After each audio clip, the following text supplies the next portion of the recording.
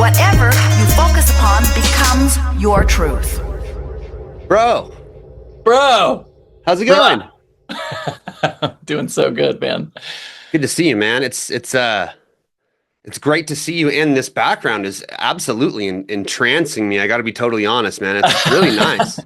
May it be a guide. It's very well done. Thank you. How you doing today, my man? I've been looking forward to this all day, so it's been a great day. Knowing that I was going to get to connect with you and share heart to heart. Yeah. Been looking forward to it. They're kind of few and far in between our heart to hearts. Yes. But maybe that's what makes them so good, right? I agree. Not that they wouldn't be good if we did them all the time, because they're just always good, but there's like whatever it is about our friendship, it's something that I strive to achieve in a lot of my friendships, which is like, regardless of how long it's been since you've talked to that person, there's no like resentment that builds. No. You're always right where you started. Life happens. Yeah. You know? And so I've always felt that from you, that it's just like you're genuinely always excited to talk to me and appreciating me right where I am, just like the first day we met, man. Well, man, life's fucking precious. It's a miracle. And every moment we get is the greatest blessing and gift. And so, you are a huge inspiration to me, not just a friend. You're such a light in this world. And, and I've told you this multiple times, and probably will continue for every breath we've got on this earth. But yeah, man, it's just, it's such an honor to share space and time with you, and to get to be together. It's just the greatest gift. So I'll always be in full celebration mode. That's great, man. I agree with you. I know. You, I you saw know it in your my face. outlook. Yeah. But it's very rare that I meet someone that not only knows the same truth, but is able to put that into practice in their actions. It's so rare, bro. Do you feel that too? I think, yeah, I believe that it's somewhat of an anomaly, and I don't know why that is. And I'm sure we could spend the whole podcast talking about it. For sure. But yeah, I mean, yeah, I don't really know. I kind of celebrate the mystery of it all. That there are these lighthouses that we link up with along the journey, our soul's journey, and they are there to be so many different things. And when you do rub up against one, it's so obvious. And so every moment you get with that is just such a blessing. But yeah, I mean, it's interesting because I'm pretty isolated here in Northeast Tennessee, and don't have anything like our friendship in this space, in this region, and starting to meet people along my journeys. But my dad told me years ago, and I didn't believe him, but he said, "You'll be able to count the people who are closest to your heart on one hand when it's all said and done." Wow, man. I was like, I know so many people though. And he goes, but how many of them would, be there for you? But I have 7 kids. Yeah, right. Well, you better pick 5. Well, you better pick your 5 favorite ones, buddy. One of those has got to be the beloved too, so. Where do you think that came from for you? Was that just inherent in your household, that perspective? Was it insightful parents, or was it something that you had to discover along your journey?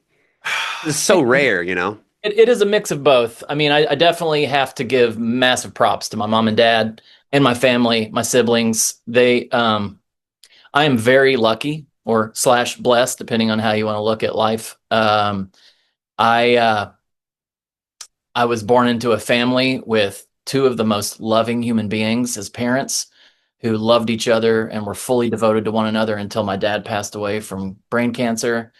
My sister and brother were like my second set of cool parents, because my sister was 12 years older than me, or is 12 years older than me. My brother's 9.5 years older than me, and they Oh, are significant influences in my life, both musically and culturally, and just my worldview.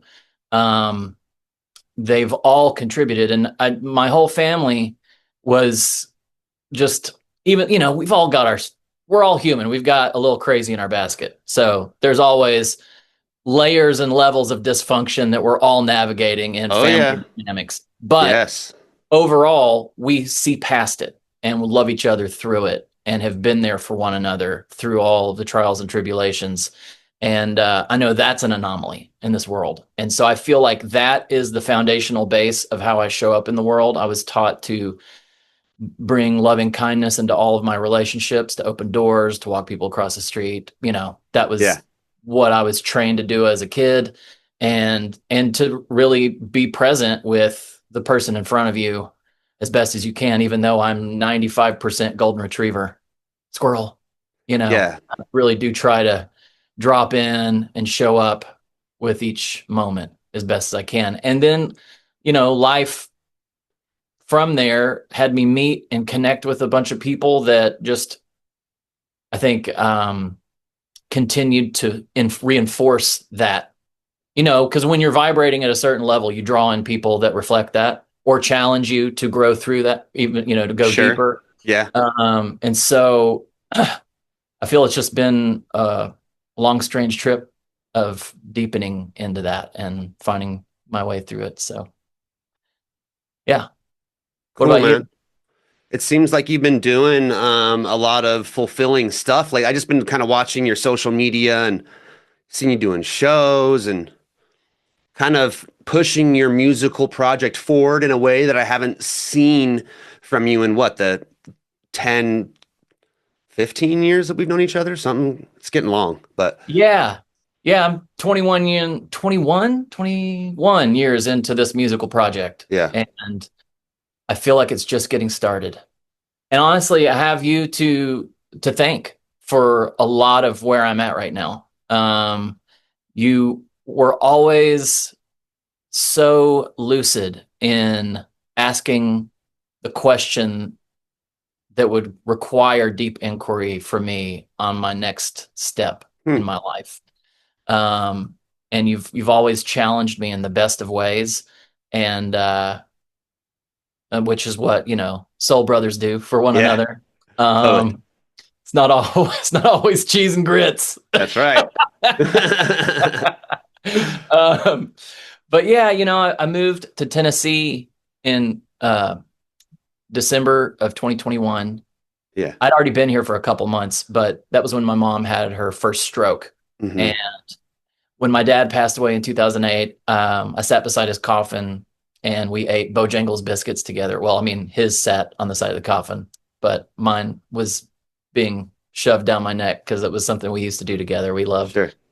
having that for breakfast together. And I sat there and I said, "Hey, I'm here for mom when it's her turn to go through whatever that part of life, because we all end Yes. up facing that eventually." Sure. Um, and so when she had her first stroke, I told my sibs, I was like, "I'm here." Your Sibs. Yeah, that's our text The thread. Sibbies. Sibs, yeah. Um, and they're, in full support, and we're really grateful. My brother lives in LA, my sister's up in Northern Virginia, and so they're all kind of distant from here in Northeast Tennessee. And it's been the greatest gift. I would feel weird being anywhere else and not being here for my mom. She Sure. was by my side through my recovery from addiction in my early 20s, and just had faith in me and prayed for me through a lot of my destructive decisions I was making. Um, and just as, even when she didn't get what I was doing, just loved me and prayed for me and supported me in my dreams. And so it's a gift to get to be here for her. But then, after about 10 months of caregiving, she had a second stroke. and and it's gotten a lot harder. Sure.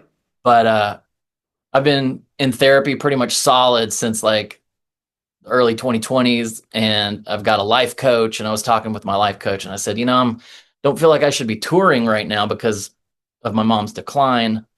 And he said, what would she want? Exactly. And Boom. it just landed so deeply in my heart. And my sister and brother, I checked in with them, and they're all in. They're Yeah. so supportive of my music career, and really just the deeper purpose of, that's this music career is like the front for the sole purpose, Right. divine service. But it's often that our career and sole purpose are somewhat linked up, because how we're living our life. Right. Yeah. Yeah. And so since then I've just been getting at it, man. And I have a quick question for you. Yeah, hit me.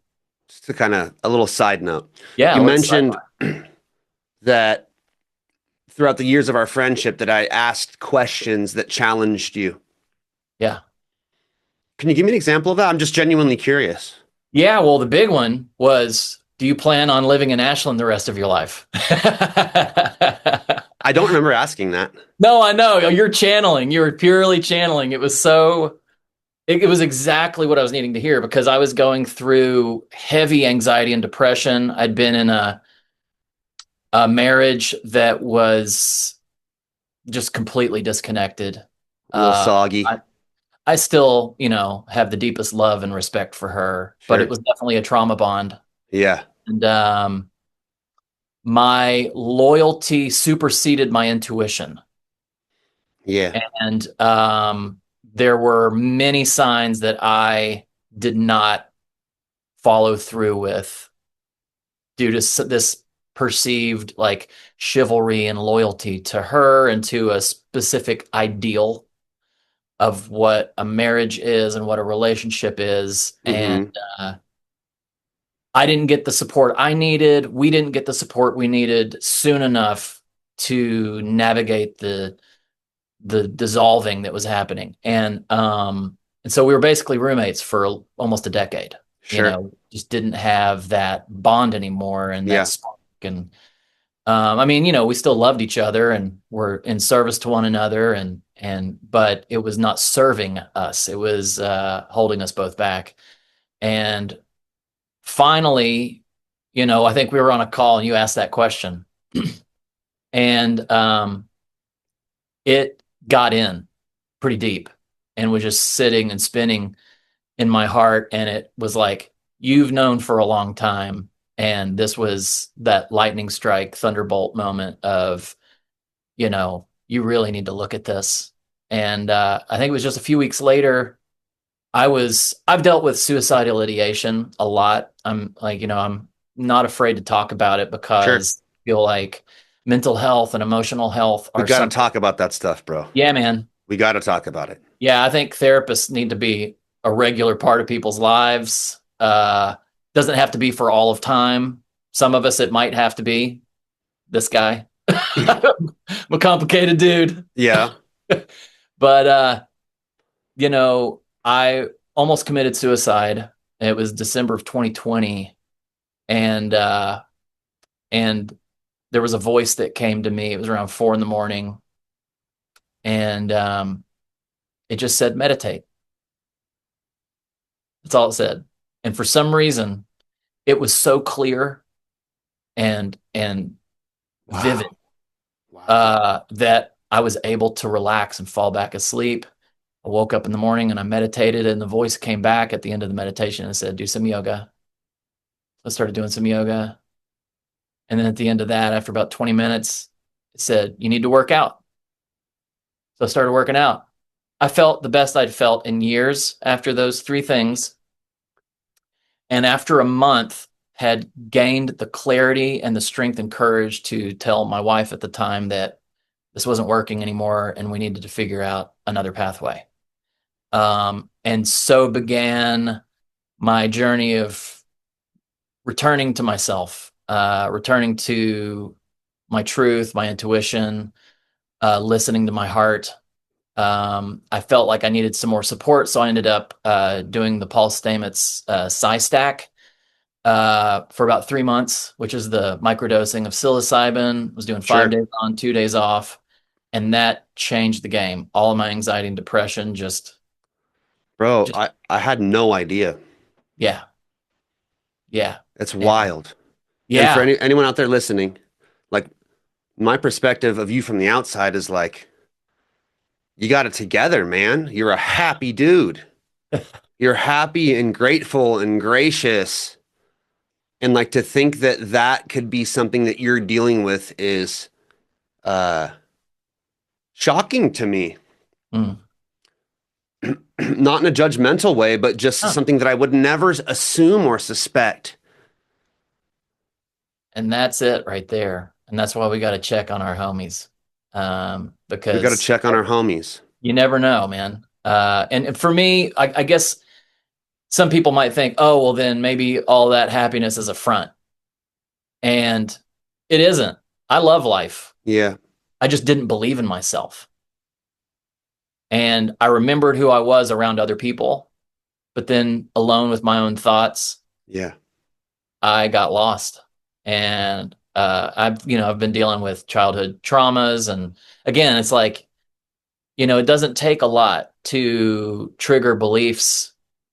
And it doesn't have to be something that's directed at you personally or from someone maliciously in order for things to fold into your belief system that then are the basis of your choices and decisions. And yeah, at 13, I lost a race in a cross country meet. My dad's the head coach. He was a Hall of Fame cross country coach. My dad and mom were like cheering me on, and I'm running across the finish line in last place. And I felt so defeated. I felt completely lost. I lost all belief in myself and lost all worth in myself. And from the age of 13, I'm now 47, and I just learned of this 3 months ago.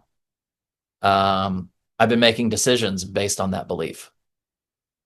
And so I feel like a lot of what's happening right now in my life is because I'm rooting into these underlying belief systems that are no longer serving me, because I know that my mission here is bigger than the level I've been playing at.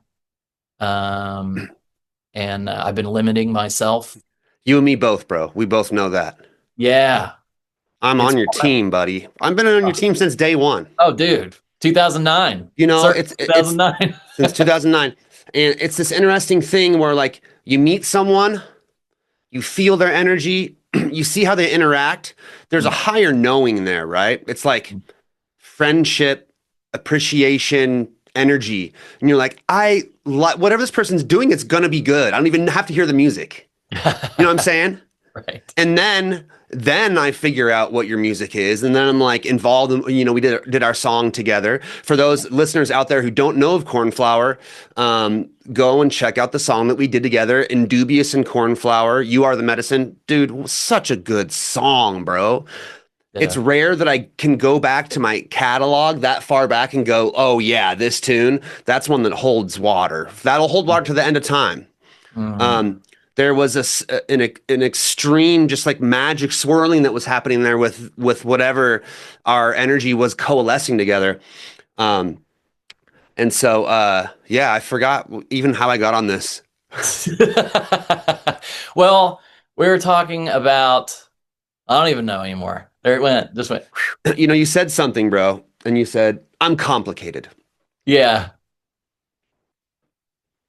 Is that just a belief? Is It, that a it belief that's serving you? it could be. I think for me, it's an acknowledgement that I am in a vortex of transformation, and everything is up for um, regeneration. Everything is up for like all things. So you reflecting that is going to now bring that into the fold. Is that also limiting Yeah. me? You know what I mean? So I think the idea of the complication is I'm coming out of, a 16 and a half year marriage, just ended a 3-year partnership with a beautiful woman who I thought I was going to be with for the rest of my life. And now my mom is declining precipitously. Life is complicated. I don't think you're complicated, buddy. I think Thank you. you're simple and pure and true. Mm, And I think that's the nature of humans. I think that the only place in which we're complicated is in our minds. And spot on, man. in our minds, anything can happen. Just bullshit and lies all day. It's whether or not we believe that. It's whether or not we listen to it and go, oh, this, or just go, okay, yeah, whatever, buddy. Yeah. Because who you are in your heart, I don't think you're complicated, man. I think you're just like me. And I think if whoever's listening right now, you're just like us too. We want to be loved. That's it. We want to be happy.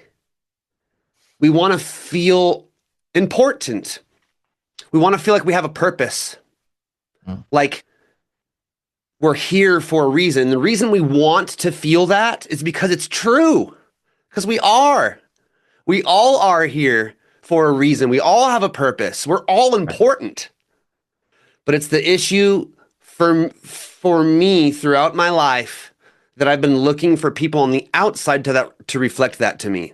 And even though they're all out there going, you're so important, you're so special, it still doesn't land because I'm looking at it from the outside. You know? So good, man. Your face right now is so golden, bro.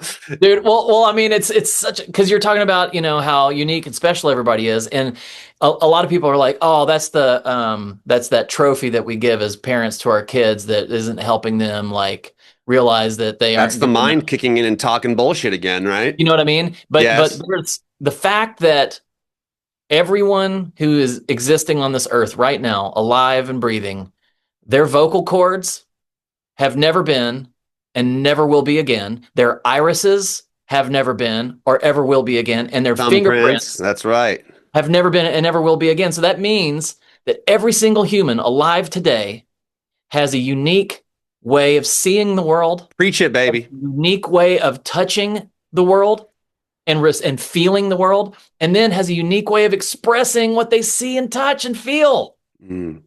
It's like my mind is blown every time I talk about that and will live vicariously through people who have never heard it before. Because when I first heard it, it was one of those moments, just absolute mind blow. It's God stuff, bro. It is. It is. So you are unique and you are special. I am unique. I am special. We are all unique and special. And there's literal science to prove it. That's crazy. Yeah. It's beautiful, man. Beautiful. So we were kind of on the train of talking about what's been unfolding with your music project, and I kind of interjected. We can sweep back into that. I love the sidebars. Yeah, the sidebars are good. I mean, it's kind of all about the sidebars anyways. It's just like, we'll come back to the track anyways. Context, texture. Yeah, man. I've been, and I think you know about this. In 2016, I was on tour with, it's actually a really cool story, so I'll just backtrack a little bit. There's another great live looper who's a electric cellist named Matthew Shaning. I remember you going on tour with him, yeah. Yeah, well, he works in the kirtan move. Like he plays a lot and records a lot for kirtan musicians. And he was working with Jai Jagdish, who I would consider like the Adele of kirtan vocalists. A lot of kirtan is very monotone and everyone's chanting and saying the same thing at the same tone and key and note, like they're all on that same wavelength, where she will be like, like really feeling it, like soulful. She was having a hard time finding a drummer that could go on tour for her North American tour. And he goes, okay, so this is a long shot, but there's this guy that can make tabla sounds with his voice. And he can live loop them and then sing backup with you. She goes, okay, I'm interested. So they booked me. I was a big yes. And we went on this tour and it was fantastic. And it was my first ever time touring as a part of an ensemble. And that was a really unique and transformative and big growth experience for me. But we were in Nelson, BC. And at the end of the gig, a woman came up to me who lives in Nelson. And she said, oh my God, I didn't know you were a soloist. I thought you were a band. She goes, I play her music every Sunday at this thing called Dance Church. And I said, dance what? And she begins to tell me about the ecstatic dance movement and conscious dance movement and Five Rhythms and Gabriel Roth. And I'm just like Sure.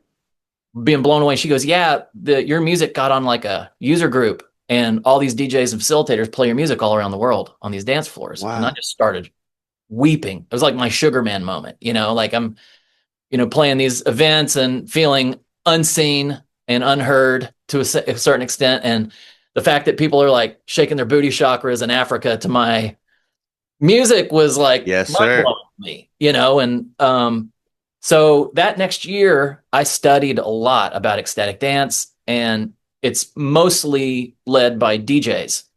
And I have a big history with DJ music, electronica.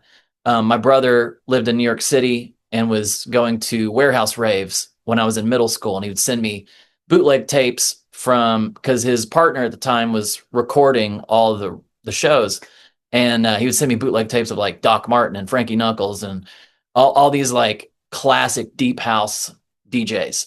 Okay. And then high school came along, and I started getting into like Rabbit in the Moon and the Hardkiss Brothers and all these incredible electronica musicians, EDM artists before they were called EDM artists, and was going to raves all across the Southeast. And so it's in my bones. I love dance music, and my music has always been danceable, but it was highly inspired and by Bobby McFerrin and the band Fish and Bjork, and kind of eccentric and avant-garde, and did some weird shit, and sometimes it wasn't really danceable.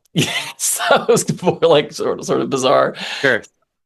But so I started like kind of reacquainting myself with mixing dance music and how to move a dance floor.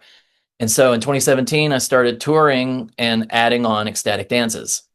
And man, it's like I came home musically, and it's just been growing ever since. And now I've played all across North America ecstatic dances, and it's been so transformative for my life. And so many people who just get what I'm doing.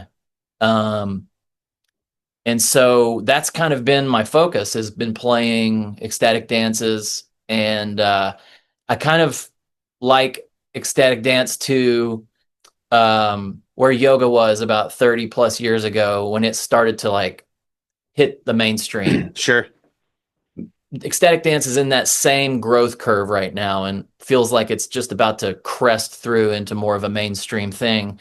And at the same time, it's totally Jedi training cloaked as conscious dance, like a sober dance event. It's and that's another piece that I love about it, Because it's deepening your sensitivity to energy. Right, sober, and not the old term of sober, which is kind of like sobering. It's more this fully awakened, alive, feeling the somatic experience. Like some people come to it for aerobic reasons, like yoga, in the sense that some people come to it for aerobic reasons, some people come to it for mental and emotional health, some people come to it for a spiritual reason, like they call it, some of it called dance church. Yeah. And so there's this spiritual quality to it as well. Now there's people like doing cacao experiences along with it, and it's so funny that you're telling the story right now, buddy. I'll let you finish, and then I'll tell you my thing that's going on. Okay, cool. Well, so and it's just and because I've been sober from I guess you'd call it California sober, but I've been sober because I'm a recovering addict from cocaine, heroin, meth from my early 20s. I overdosed 3 times. And then just in the last 2 years, I'm now sober from alcohol, which has been such a gift to my life. And I say that with absolute respect for people who love to drink and enjoy alcohol. You're so nice. Well, I mean, it's not I see people, I know people who do bumps of coke and live really thriving, great lives and navigate family, and everything's good. They just have figured out what works for them. But then I know people where absolutely destroys their lives. Bro. I have to disagree. Well, I'm just saying, like, I know people Things who. can look that way from the outside. Oh, That's this is such a hard balance to walk, dude. it is. It is. Such a hard balance. Right. But what I'm saying is that I trust everyone's soul's journey and what they're Sure. called I to. agree with that. Yes. I don't like when I'm at a bar with friends and they say, "Do you want a drink?" I'll say yes, and I'll get soda water instead of no, I don't drink. Sure. It instantly creates this separation. Right. And man, we're winning right now because sober's trending and they are making For sure. the best non-alcoholic beers. Yeah, I've actually started to get into drinking NA beers. I was resistant to it at first. I was like, that's lame. I don't need. And then I had one. I was like, this is really good, and I feel like I'm drinking a beer. I know. It's amazing. And I'm one of those I feel like random such an people old that guy. enjoys the flavor of beer. Yeah. Anyway, so yeah, it's been really great getting to tour and do ecstatic dances and travel the country. And I've got I just came off of the Kabloom Spring Tour, and my last date. Kabloom! That's a great name, by the way. Boom! Really good. Yeah. It ties in with Cornflower. Yeah. And No, Spring. it's like whoever's in that think tank coming up with those names, bro. Killing it. Thank you. Killing it. And then the summer's looking good. I've got a headlining festival gig, and then I'm doing some Northeast stuff. But then November, I'm working on booking my first UK tour. And Let's do some shows together. We've been talking about it for forever. Please. Let's figure out how to make it happen. And Yeah. so here's a good time for me to tie in. I was biting my tongue the whole time because I didn't want to interrupt you. All right, bring It's it. so crazy that you naturally went into this thing, dude, because last night I went to my first ever ecstatic dance as just a patron. Wow. I've seen ecstatic dances. I've gone and danced a little bit. I know about it really well, but never have gone and experienced it from start to end. I've performed at an ecstatic dance as an auxiliary member of the band, playing keys and doing some backup vocals. And this was with my friend Andrew, who goes by Belovsky and Friends. Okay. Here in Bend. Yeah. And this was back in his birthday,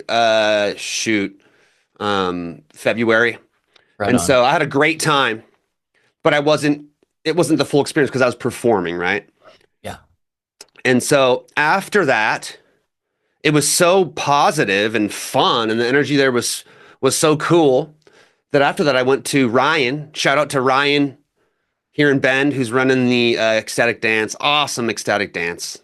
Right on. Awesome. They do it every Tuesday. And I hit him up. I said, "Hey, buddy, we're friends." I said, "I would love to perform." And he said, "Okay, send me some of your stuff." So I sent him some of my live streams. And I said, obviously, these are a little bit more silly and wild than what I would be doing on the stage there.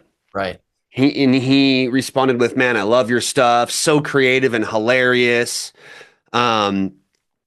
Have you ever performed an ecstatic dance before? How much do you know about ecstatic dance?" And my response was, "No, I don't really know much about it, and I've never performed at one before." And he said, "Okay, so I'll make a deal with you.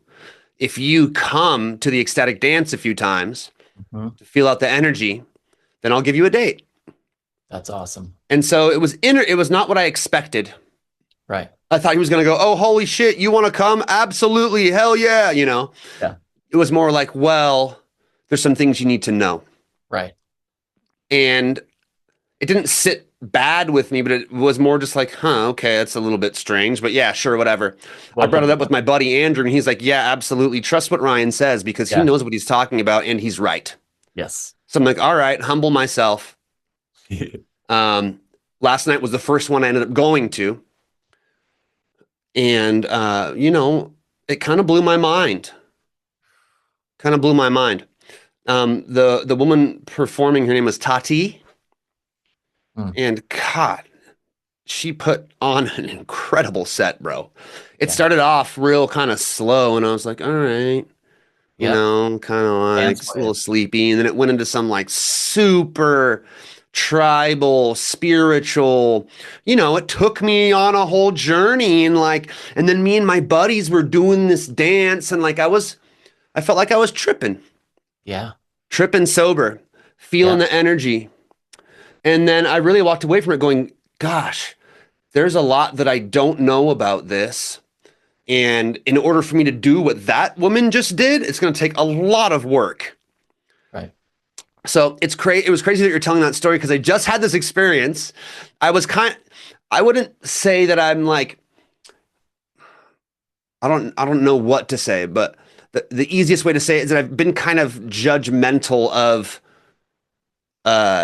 extremely hippie woo-woo scenes throughout my years. Rightly Having so. dealt with a lot of weird stuff Yep. and done a bunch of healing on myself through my plant medicine work to where and there's still stuff there that's like, yeah, no, that's not for me. Right. That being said, doesn't mean I can't go and enjoy it and just accept humans as we are, because we all can be mixed up about things here and there. The magic of that setting is that any typical venue you play, people are going there under an energy of let's party and have fun, which is great energy, but it's also includes the drug energy and the alcohol energy and the I'm going to pick up chicks energy. The ecstatic dance is almost completely void of that. Right. And everyone's in their space. There's beautiful women dancing and no one's bothering them. Right. And I'm assuming that everyone's sober because it sure seems like it. And it's written on the sign, this is a sober experience. Right. There's no drink served. There's cacao. There was cacao served there as well. And it's incredibly grounding and spiritual. And so I do have a set coming up. My first ecstatic dance set. I'm going to maybe need to pick your brain on that a little bit. Dude, I've got some things to send you. For sure. Yeah. Have helped me. Because a lot of what I do is not that style. Right. And it's less about, for me, what I do naturally is less about making people dance and more of just trying to express something fresh and new out of me in the moment. Right. So having some kind of awareness of like you said, the 5 rhythms and the general flow, danceability, because the last thing you want is to start playing a track and people are like, I don't know what to do to this, bro. They're very forgiving because, I mean, and the reason why, Ryan, he's curating because the community is expecting a specific dance wave when they come to ecstatic dance. And that's based on Gabriel Roth's 5 rhythms, which is a flow starts ambient. And it builds to an ecstatic high tempo point and then brings you back down to what in yoga is Shavasana, but a very meditative ambient kind of conclusion. Sometimes they'll have sound healers or sound baths to help you kind of integrate what just happened. Because when you go through these, because it's not just the music, it's the how you move your body. Are you moving angularly? Are you flowing? And there's this great facilitator out of LA named Joe Cobbett who does 5 rhythms. And I was at one of her dances and about halfway through, it's about 45 some minutes into the dance. And she said, whatever ails you or you feel is limiting you physically, emotionally, or mentally in this moment, I want you to make it the center of your gyroscope. And that just sent me into, and at the time I was having like knee issues. My right knee was bothering me. And so I then made my knee the center of my dance. And it was so profound, the stuff that unlocked just from that facilitation. Like with 5 rhythms, some of the facilitators will speak throughout the dance and like help create inquiry and little moments of guidance. Most ecstatic dances nonverbal, no chatting on the dance floor, no shoes, which is another unique challenge for me, right? Because I'm verbal, but you're verbal. You're singing in yours. Oh, it's not that I'm not singing in the music, because they have, people will sample vocals and vocal artists. It's just about placement and like the different sections of the dance that you're in.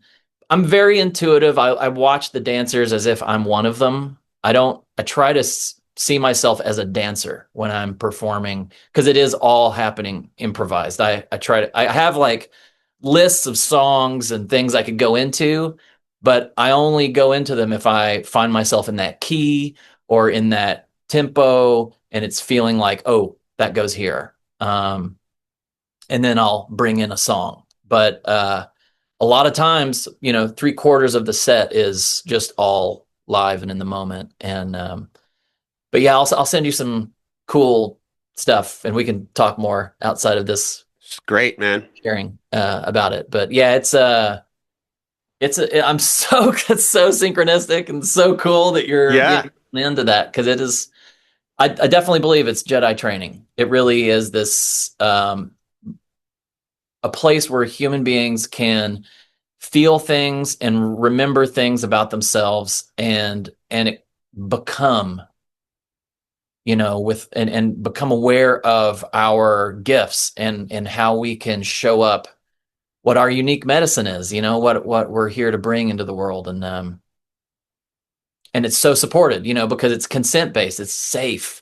You don't have to dance with another, but if you do, there's this great quote from one of the ecstatic dance retreats I did in Santa Cruz. A guy named Tim Hartnett, beautiful man, has booked me for a couple of ecstatic dance events out west. He was saying that the dance floor is like Vegas. What happens on the dance floor stays on the dance floor.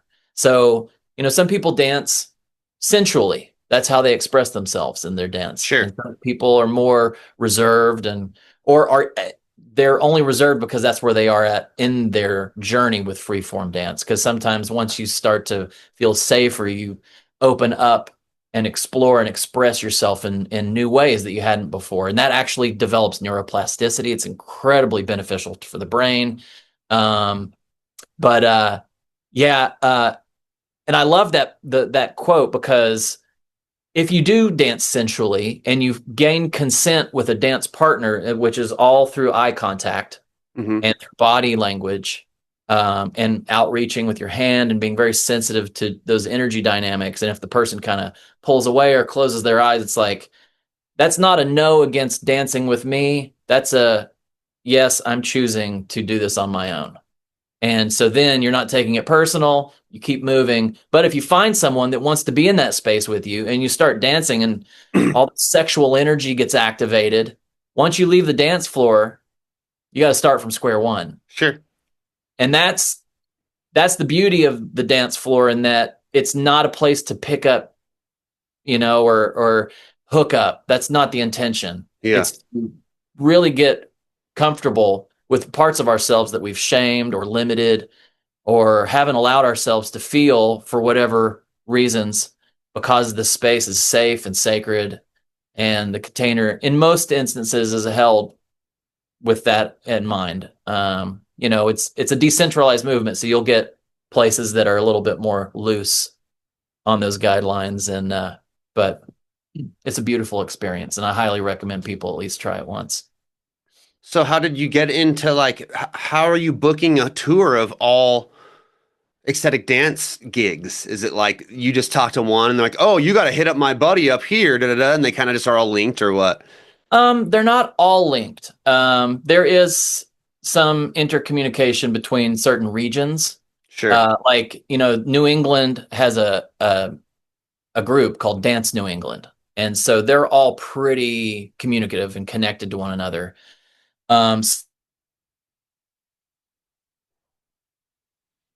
Doing. And so when I would contact them, they'd be like, yeah, we know who you are. We'd love to have you. And so in the Southeast, I've just done a lot of cold calls. That's been pretty much, when I first started, I was literally looking on my tour routing and going, okay, I'm traveling through this state, this state, this state. I went on Google and went, ecstatic dances, Texas, ecstatic dances, New Mexico. Yeah. And I found some. And my first ecstatic dance I played at was ecstatic dance Albuquerque. And there were maybe 30 to 40 dancers in this small dance studio.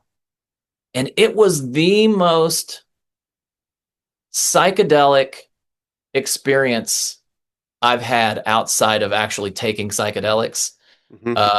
It felt, in that moment in the Matrix movie where they're all dancing in the cave. Yes. I don't know if you remember that. it's just like this That's like in tribal, the third one, I think, right? yeah, super sensual, and Zion. tribal, and like bodies in motion that just it felt like it was like one organism, like living and breathing. That happened, and I was hooked. Like I went, this is incredible to be a part of facilitating a dance floor for people to just fully be this, and to it's almost like we went from humans with minds that kept us separate to ants and birds and fish, Yeah. how they're all Yeah. moving in unison and working together just completely without thinking about it. Right. uh, that's what it felt like. Well, that's the magic of turning off the mind, right? Yeah, Just gives you permission to be human being, you know? right. But yeah, cold calls, I was just cold calling a bunch of people. But I mean, you got me, man. I'll once you start vibing it and feeling it, Well, let's I'm see how my first one goes first. yeah. Well, it took me a while, and I'm still growing. Like I'm learning right now. I'm focusing on, like, say I'm in a 120 BPM house groove, Hmm. and I'm still using the RC 505, bringing sounds in and out with the faders, and I want to like it. Say it's been about 3 minutes, and this groove has been kind of going quite similar, other than my vocals over top of it. Sure. And I need some dynamics. I need something to change. A lot of the times I've been just segueing into something completely different. But what I'm learning, I've been listening back to some old DJ recordings, and especially within house DJs, they do this great thing of like dropping out certain sections and then building new stuff and then bringing everything back in, but with all of these new textures. So it's the same thing, but it's brand new, and it gives space. Like, so you pull the groove out, like pull the bass and the drums, the four on the floor stuff. You just pull that back, and you've got something going. Keeping that like pulse, but it's not so in your face and thrusting, and it allows for that spaciousness for people to like. Because when you're in those, you start getting into the higher BPMs, it can burn people out if you're just keeping those beats going solid For sure. You need some pockets of relief. you need the rest, the Yeah. most powerful note in music, Yeah. the vacuum. And it's like to create that spaciousness is so essential to move people on the dance floor and keep people like nourished. And finding ways to get like interlocking rhythms. And so that's been something I've been really diving into, like in my practice, is I'll build something just to kind of break it down, take it apart, and then bring it back in new, like newish. So it then has like a surprise or something, like this whole new reveal that comes through. It's also just the power of like building something complete and then taking away parts, just giving relief. Right. Cutting out the bass for 30 seconds, and then when you bring it back in, it's like, yeah, I like that part. Right. Exactly. Yeah, it's good. I mean, there's a whole psychology to music with tension and release. And, Sure. I went to the Fish Music University, following the band Fish around, and they're the like highest purveyors of pushing tension beyond what should be allowed legally. And they just keep driving, like you're going insane. Like you didn't think you could dance any faster, and somehow all of your limbs are moving at hyperspeed, Sure. and your brain's like exploding, and you're like, please let up. And right when you hit that point, they keep going. And then right when you think like you're about to implode, they and then the resolve. Yeah. And it's just like pure ecstasy. And so really, that's my goal, is to always kind of create those kinds of experiences for people. Have you ever had a ecstatic dance set that was a little bit crash and burn, where you're like, yeah, that didn't go well? Yeah, but what's funny is that, well, case in point, I was playing Dance Medicine Philly. That's the ecstatic dance in Philadelphia, Yeah. Pennsylvania, and they have this big, huge ballroom, massive stage, beautiful space. They had 6 subwoofers. Like, they probably only needed 2 Yeah. to fill the space. They had 6. I could not hear any sound emitting from my voice. Crazy. It was purely the whole set was purely muscle memory. I had my in-ears in, I had Oh God. I couldn't hear anything. That sounds like a nightmare. Because the clapback from the bass was just like voiding out all frequencies. I just couldn't hear anything. Yeah. And so I walk off the stage in terror that I've just completely wrecked a whole set in front of like, what was it, like 150 people.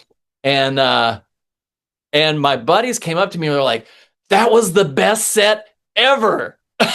Isn't that crazy how often that happens? Dude, I remember being a fan of dear friends of mine back in Atlanta. It was a band called Day by the River. And I went and saw them so many times. And they would come off the stage. I'd be like, oh my God, that was the greatest set. And they were like, really? And I did never understand that until I was in their shoes. Yeah. And it's so wild. It's a weird dynamic, bro. It is. It's like somehow this reality exists where you can be, on one hand, laying down some dope stuff and channeling and like bringing the funk, and the other hand, completely judging yourself for it. Oh no. Yeah. It's bizarre. And it happened. It's been happening to me my whole life. It's happened hundreds of times, to where when I am done with a set, even if it's like a live stream or whatever, I'm like, that was bad. There's also like this part of me, it's like, it might have also been really great. That's good to hear. Might have also been really great. And then almost every time I feel like it's bad, there'll be at least one person that says that was the best you've ever done. I'm like, all right. Yeah. And then it's funny because the times when I like, in my mind, I absolutely slayed it, and you don't get very many compliments or something. People are like, oh yeah, cool. It's wild, isn't it? It's weird, dude. There was, I don't remember when weird. it was, but I think it's connected to Jeff Pevar. I think he was the one that said it to me, because I've been really close with him since 2007, and Yeah. and a mentor and dear friend, and Old JP. JP, the P. He kind of looks like Jordan Peterson a little bit too. He does. Yeah. You know That's that me and Jordan Peterson have the same birthday. What? That's cool. Yeah. Michael Jackson and I. That's yeah, my I remember. name. Check out MJ. Check out MJ. But yeah, I think it was Peeve. He said something like, you can't. You're going to critique yourself. You're an artist. You're a creator. You're human. You're going to critique your creations. It's just the nature of being a creator. The difference is how you frame it. Are you framing it in a negative light, or are you showing up knowing that every time you are showing up to create, you are learning? Yeah. And that every time you come off of whatever it is you've created, there's going to be gifts that you take away from that learning. And so it has been, life is improv, That's right. What the fuck we're doing. And that's right. So like when you look at life as, oh, it's happening for me, and this set, in this instance, we're talking as musicians, I've learned, okay, I need to tighten this screw. I need to do this. It wasn't, I can't believe I did that. Woe is me. I'm horrible, blah, blah, blah. Right. I used to do that. But now it's, okay, I can do that. I can do this. This is my debrief. And it's a metaphor for life, bro. Yeah. Because life is like that. Yeah. And it's fraught with lessons and hardships and mistakes. Yeah. And we can get down on ourselves for it. We can beat ourselves up, say we're not doing it right, and feel like crap. Or we can go, these are all gifts. These are all gifts for me to get better. And when you start seeing it through the lens of the gifts, it's just that the gratitude, man. Yeah. And it's, as you know, changes everything. That we even get to do this, that I'm even alive and existing right now. It's a hookup, dude. So many factors that were required in order for me to be breathing in this moment on a Zoom call with you. You know what I mean? Like, so many things had to go right. Yeah. It's a miracle. It There's no is. way to describe it. There's no way to explain it away. I know, man. There's no way to explain it away. It's not. Oh man, it's so good. Uh, You got some new musical works coming through, or I'm working on it, man. This is my Achilles heel as a musician. I have come up with all of the excuses for many years. it sounds like you're out of excuses and now you're accepting that you have to do it. Yes. So I'm learning how to produce my own music, and I'm fighting perfectionism right now, and that is one of the discussions I'll be having with my therapist tomorrow in our weekly therapy session. But yeah, this is I've got just a slew of songs, man, and there's a mix of Yeah. real deeply cathartic emotional songs and dance songs that are more reflective of my ecstatic dance offerings that are all just pouring through me right now. And What so has been the one most consistent piece of uh musical advice I have given you over the years? uh stop worrying and just put it out there. That's right. Yeah. Release music. And so here, let's do this. Okay. Let's make it a thing where you and I are going to release a new song together. Okay. And I can do the production, so you don't have to worry about perfection. You just get your vocals done. We'll write something together. Or if you have something you want me on, or however it works is fine. Right. But let's make something. Yes, please. Yes, please. Cornflower Zest 2025. Yeah. Releasing music, producing, and finishing music Yes. is so hard. Yeah. When you're when you're working alone, Yeah. bro, it is so difficult. It's so easy for your mind to convince you that it's not done yet, that it needs another listen, I just got to wait until I'm feeling it so I can finish the last verse, that last verse. Oof. I know. It's like, but here's what it's like, bro. It's been for me. Once you break through that membrane of whatever that resistance is, it bursts open. And then you can go like, and keep the momentum rolling. Right. And then it flows. There's another trick that I learned from. There's this YouTube channel that I want to turn you on to, bro.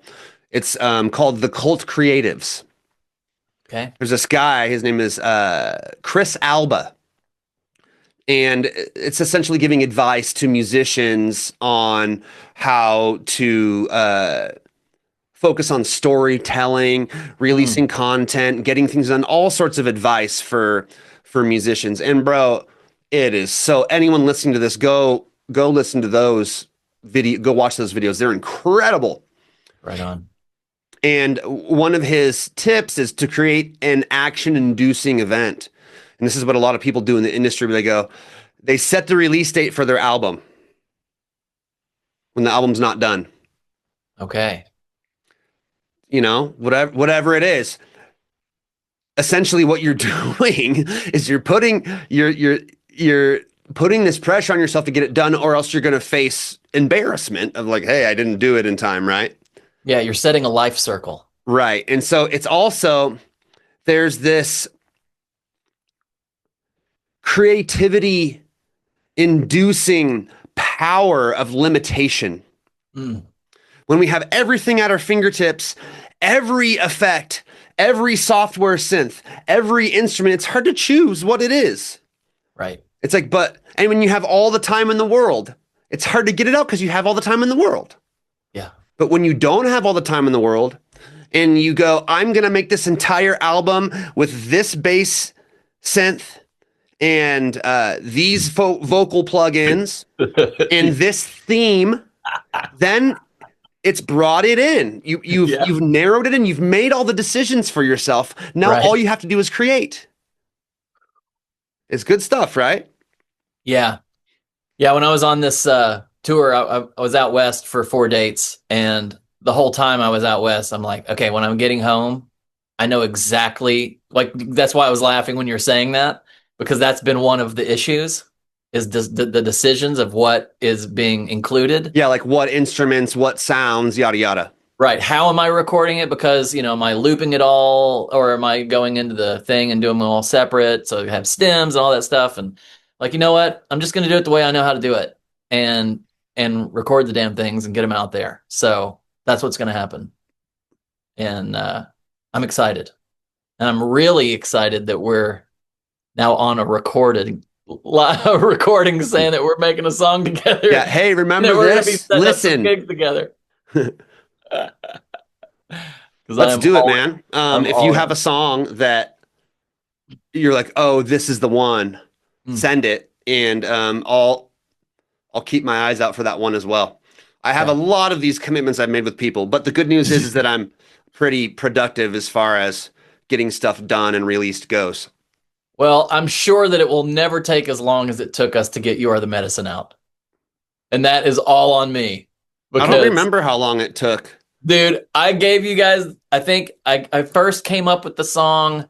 It first came through me in 2009. It was before I think it was right around the time we met. Mm-hmm. And then it became like I went, because I record all of my live sets, and it was like, it came through an improv, and it's like, ooh, that line, "You are the medicine that's been sent here to heal the world with your love," is like, oh, that's juicy. I want to bring that in and do something dubstep. So the next time I tried it with dubstep, and it's like, oh, that's definitely the vibe, but it needs to be, feels like it's supposed to be more reggae centric. And so, and then, we were talking about doing a song together, and it was like, okay, this is it. And I gave it to you guys. I think you wrote your parts, and then life happened and years passed. Then we finally got into the studio, and then it took, I think, another 2 years before it was released. And that's all on me. Because you guys, every time I approach you guys, you're like, here's our lyrics, here's our parts. And then like, I come to you and you're like, yep, we recorded it. It was done in like 2 days. And then it's like, yeah. So no more excuses on my end. I'm all in. Cool. Yeah. I'm here for it, buddy. Yes, sir. I'm sure all the fans are here for it. I mean, you release a lot of recordings of your live stuff too. Yeah, that all pretty much goes to my Flower Seeds Plus subscription service, mm-hmm. and that's all exclusive, So what's the difference between Flower Seeds and Flower Seeds Plus? What kind of upgrades do I get, bro? Well, Flower Seeds is just a group of people who sign up to my email list or follow me on Facebook, and but the Flower Seeds Plus gets a new live release every month or so, and also gets access to studio recordings before they come out to the public. That is a plus, man. That is the plus. And once I don't have a lot of like people engaged actively on it. I think once that starts to happen more, there's going to be a lot more happening in the plus realm. But yeah, I'm at peace with where I'm at. Finally, in my music career, I finally feel like I'm dedicating daily the time that it deserves and it requires to be successful and to do the things I want it to do. And I'm already seeing signs of that I'm getting reach outs and getting paid more, and there's a lot of good stuff happening. I'm happy for you, bro. Thank you. You deserve it. Before we go, I was curious. So I've heard you tell the story of how you got the name Cornflower before. Okay. And I remember being completely blown away by the story. But would you mind? I don't remember the story very well, and I'd like to hear it again. And I'm sure that the listeners would be interested in it too. Okay. Yeah, it's kind of odd that a 47-year-old man goes around calling himself Cornflower. So yeah, I was thinking about changing my name to Daisy, but hey, my name's Daisy. I'm Daisy. Yeah. So in high school, so I was born and raised in Northeast Tennessee, and I got bullied a lot in middle school and high school. But I babysat in high school for my allowance, and there was a friend of mine who had a baby early at the age of 16, and the guy that she had the baby with was not present. And so in my off time, I would go and let her go and go to laundry, and wash clothes, or go hang out with her girlfriends, and I would stay with her boy. Mm-hmm. And at this point, he was like 2 years old, and we were walking to the kitchen and to get him a treat, and he just turned around, like kind of abruptly, and pointed at me and said, "Cornflower." And I was like, All right. and he said, "Cornflower." And I was like, "Is that me? Is that my name?" And he nodded and just turned around, and we kept walking into the kitchen, got him a treat. All right. And of course, like I said, I was getting bullied, and was, not about to go telling people my name was Cornflower. Sure, yeah. Add fuel to the fire. But then a substitute teacher who was the mom of one of my best friends in high school, I used to get into tons of shenanigans with. She knew kind of that I had that going on in my life, and she was a substitute teacher in a lot of my classes. And so I would walk into the class, and I would walk through the door, and she'd be there, and she'd say, "Hey, sunshine," or like coconut or sunflower, or she'd give me these like endearing names. It was really sweet. Like, just, I felt her seeing me, that I was a little different from all the other guys, and just, I didn't have that. I wasn't uber masculine. Yeah. Per se. Definitely felt like today, I probably would consider myself non-binary almost, like there's this masculine feminine thing, Sure. that I was dealing with at the time. And, but then, her daughter, who is a couple years younger than me, so I'm like, at this point, I'm like 19. And she had a bunch of people over for her daughter's graduation. And she said, "Hey, this is your nickname. It's going to stay with you for the rest of your life." And I said, "Okay." So she sat me down. She goes, "You're the reincarnation of a blue fourth dimensional cartoon character named Cornflower." So The substitute teacher told you this? Total hippie. This is some heady stuff. It is. So that whole first part is just like totally wild. Then every time I say it, it just feels like, say that sentence again. "You are a blue fourth dimensional cartoon character named Cornflower." You're the reincarnation. Reincarnation of a blue fourth dimensional cartoon. Carnation's also a flower. Yeah. Maybe that was just a flower pun. Right. Maybe it was just one big long flower pun. But at that point, like, she didn't know that the 2-year-old boy had called me that. Right. And so the synchronicities start adding up. And so when that happened, I was like, that's just wild. And I was very much tapped into the power of synchronicity. How old were you at this point? I was 19. Okay. And so I started calling myself Cornflower, and everybody thought I was crazy. But then I read an essay on the indigenous heritage of the valley I was born in. Holston Valley is in the Tri-Cities area here in Northeast Tennessee. And it's where, we had a large contingent of the Cherokee tribe were in this area prior to the white settlers. Sure. And also Shawnee, but a lot of Cherokee. And this essay was talking about the golden era of the Cherokee tribe, and when the tribes were trading in peace, and they actually would do this at Long Island, which is on the Holston River here in the Holston Valley. And the leader of the Cherokee tribe during the golden era was named Princess Cornflower. And when I read those words, I felt like a lightning bolt run through my body. All of these things that had happened before in my life all started to make sense. I just had, my hairs were up on end.